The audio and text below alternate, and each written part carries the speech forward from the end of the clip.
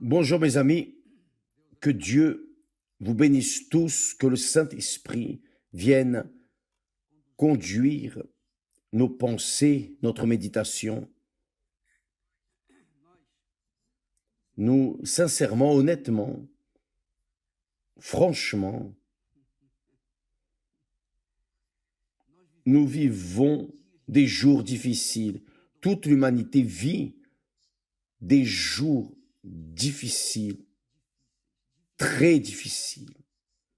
Vous savez cela, vous qui affrontez des luttes au travail, des luttes dans votre propre famille, votre propre maison, le lieu où vous attendriez avoir la paix, la tranquillité, un peu de paix, de tranquillité, votre maison, votre foyer. Vous avez aussi des guerres et parfois pire que les guerres à l'extérieur. Ce n'est pas vrai?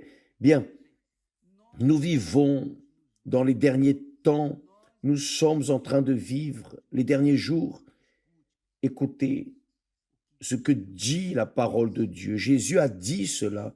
Jésus a dit que dans les derniers jours, beaucoup refroidiraient, l'amour se refroidirait, l'amour se refroidissant, tout se refroidit, la foi, etc.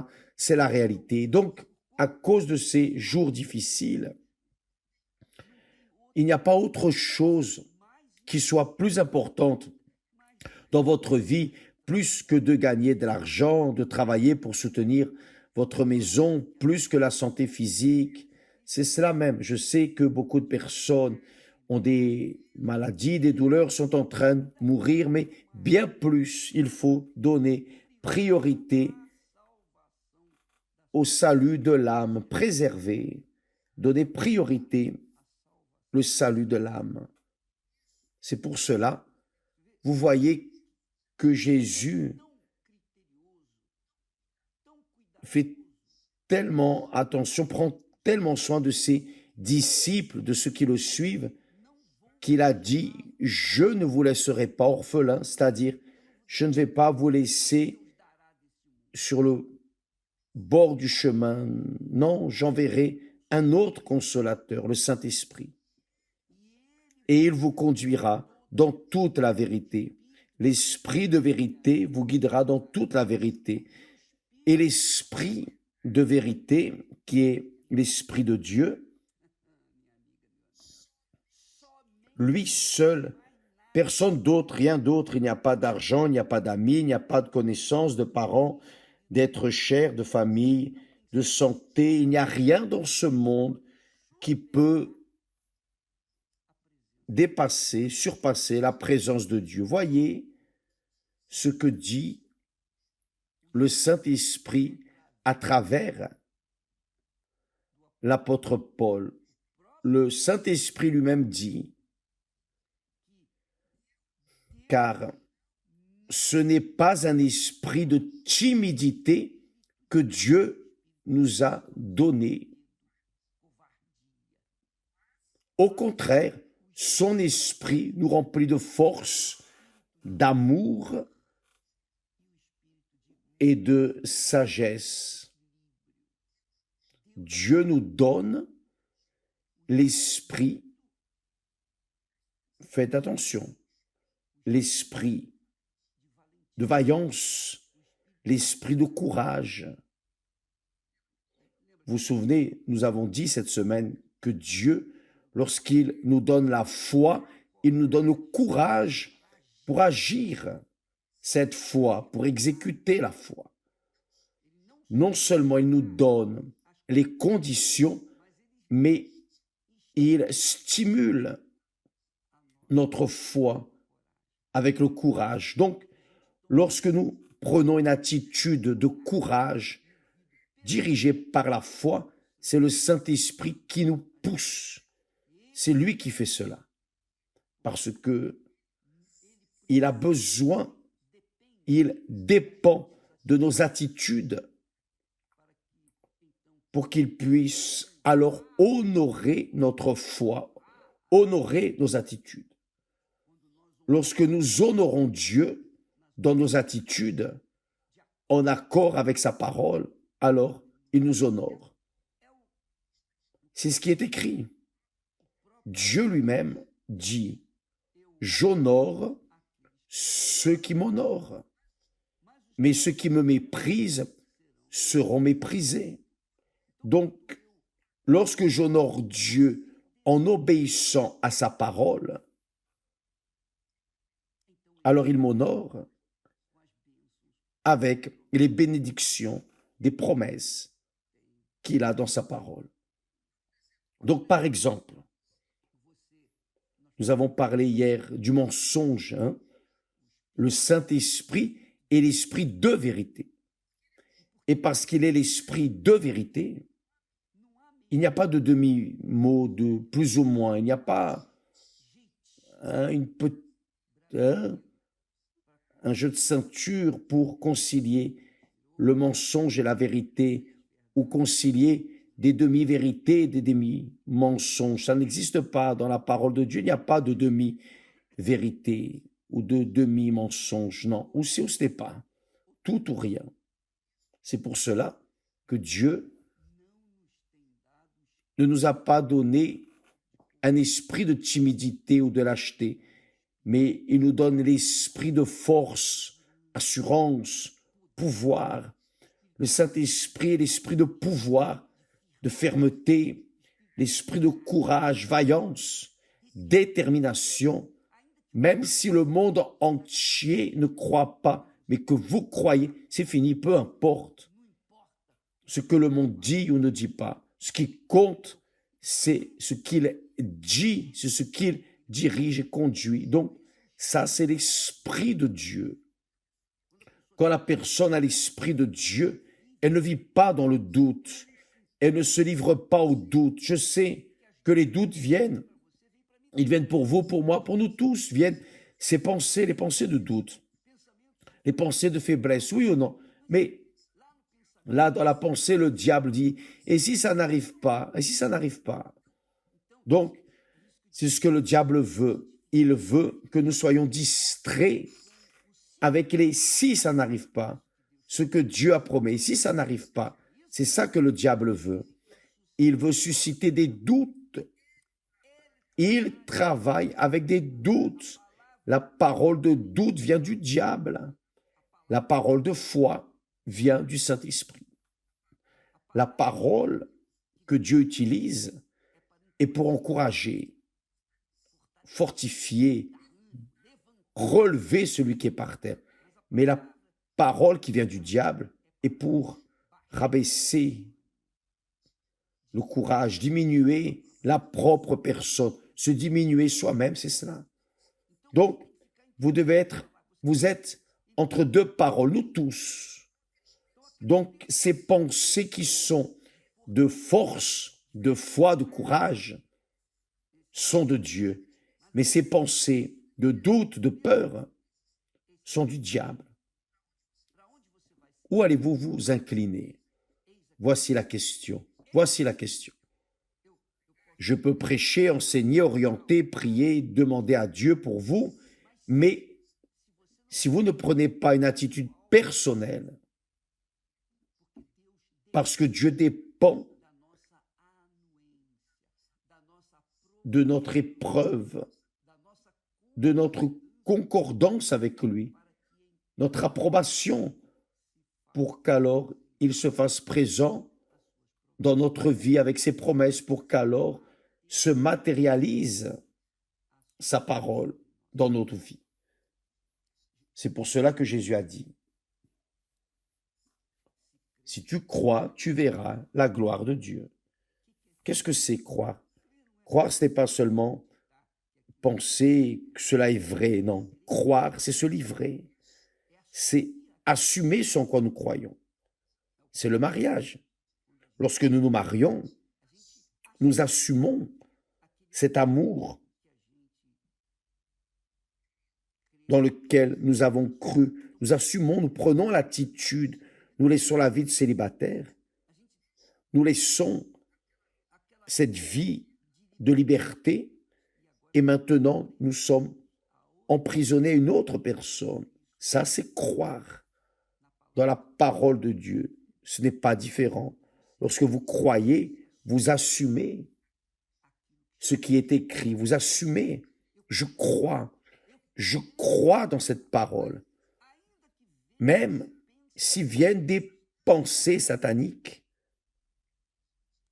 nous croyons et nous ne prêtons pas l'oreille à ces pensées, c'est-à-dire nous ne prêtons pas attention à ces pensées, nous continuons à croire, nous attendons l'accomplissement de ce qui est écrit. Cela s'appelle la foi intelligente. La foi qui ne dépend pas du pasteur, qui ne dépend pas de la dénomination religieuse, la foi qui ne dépend pas des autres, qui dépend de soi-même et par-dessus tout de Dieu. Lorsque vous croyez, vous concordez avec ce qui est écrit. Et lorsque vous concordez avec ce qui est écrit, Dieu approuve, Dieu concorde, et alors vous concordez avec lui. C'est ce que Jésus dit. Tout ce que vous concorderez sur la terre, en accord avec sa parole, bien sûr, sera concordé, sera fait au ciel. Donc, mes amis, ne regardez pas les faiblesses, ne regardez pas vos débilités, ne prêtez pas attention aux doutes, ne prêtez pas attention aux douleurs, ne prêtez pas attention aux circonstances de ce moment difficile. Non, continuez de croire, Dieu est avec vous. Il est avec moi, il est avec moi. J'ai l'habitude dans ces heures difficiles, dans les heures de guerre, dans les moments difficiles, je me dis moi-même, Dieu est grand, le Seigneur Jésus-Christ m'aide. Et le Saint-Esprit confirme cela. La foi, ce n'est pas fréquenter une église. La foi, ce n'est pas tout simplement chanter des louanges à Dieu. Non. La foi, c'est quelque chose que vous vivez à chaque instant de votre vie. La foi, c'est l'Esprit de Dieu, la foi vivante, la foi dans la parole de Dieu. C'est immerger dans le Saint-Esprit.